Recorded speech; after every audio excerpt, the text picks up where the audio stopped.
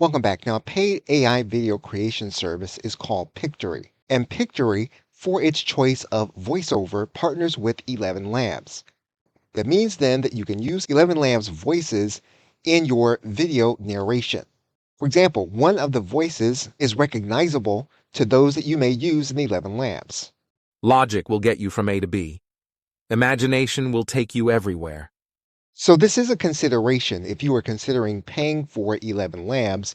However, if you're looking to use 11 Labs as part of your video creation service, then it may be a good idea to combine your use of Pictory with 11 Labs, since 11 Labs is used as the voiceover service.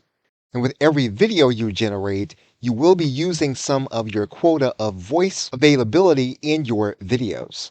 So it's a good idea to become familiar with pictory.ai if 11 Labs is your choice for video narration. Okay, so with that, thanks, and I will see you in another video.